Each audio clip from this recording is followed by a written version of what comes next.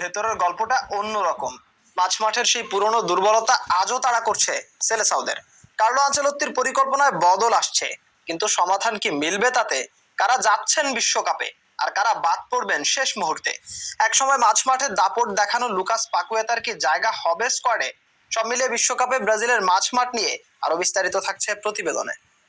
ডিফেন্সের শক্ত দেয়াল, আক্রমণের ধারালো অস্ত্র, তবুও বারবার বিশ্বকাপ থেকে ছিটকে যাচ্ছে ব্রাজিল। কারণ একটাই, মাঝমাঠের দুর্বলতা। বছরের পর বছর ধরে এই সমস্যাই ভুগিয়েছে সেলেসাওদের। আর সেই দুর্বলতা কাটাতেই নতুন পরিকল্পনা সাজাচ্ছেন কার্লো আনচেলত্তি। তার লক্ষ্য পরিষ্কার, মিডফিল্ডে চাই নিয়ন্ত্রণ, চাই ভারসাম্য, চাই ম্যাচের গতি নিজের হাতে রাখার সামর্থ্য। যদিও আর্জেন্টিনা বা স্পেনের মতো মিডফিল্ডে অতিরিক্ত খেলোয়াড় নিয়ে ভরাট স্কোয়াড বানানোর পথে হাঁটছে না ব্রাজিল, কারণ তাদের প্রধান শক্তি এখনো আক্রমণ ভাগ। সেখানে বেশি অপশন রাখতে চায় সেলেসাওরা, তবে সীমিত জায়গার মধ্যে সেরা মিডফিল্ডারদেরই নিতে চান আনচেলত্তি। বর্তমান হিসাব বলছে ইনজুরি না হলে দুইটি নাম প্রায় নিশ্চিত। প্রথমজন কাসেমিরো, অভিজ্ঞ ডিফেন্সিভ মিডফিল্ডার, আনচেলত্তির অন্যতম ভরসার নাম। ব্রাজিলের মূল একাদশে তার জায়গা এখনো অটুট। দ্বিতীয় নাম ব্রুনো গিমারায়েস, ক্রিয়েটিভ মিডফিল্ডার হিসেবে তিনি ব্রাজিলের বড় অস্ত্র।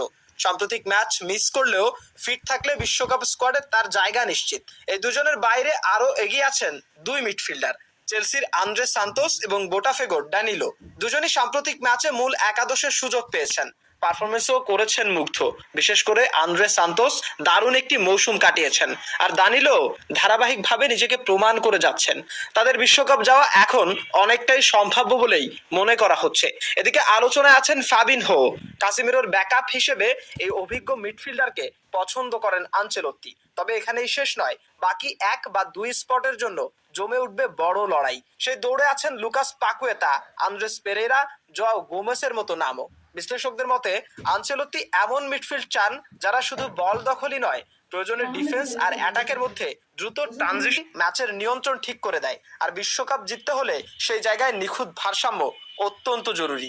সব মিলে বিশ্বকাপ স্কোয়াডে 5 থেকে 6 জন মিডফিল্ডার নিতে পারে ব্রাজিল। এর মধ্যে 3 থেকে 4টি জায়গা প্রায় নিশ্চিত। এখন দেখার বিষয় বাকি স্পটগুলোতে শেষ পর্যন্ত কাদের ভরসা করেন কার্লো আনচেলত্তি। এর পাশাপাশি তরুণদের ওপর বাড়তি জোর দিচ্ছেন আনচেলত্তি, কারণ তার লক্ষ্য শুধু 26 বিশ্বকাপ নয়, বরং আগামী কয়েক বছরের জন্য একটি স্থায়ী ও ভারসাম্যপূর্ণ ব্রাজিল দল গড়া। মাশরাফি, নিশানা স্পোর্টস।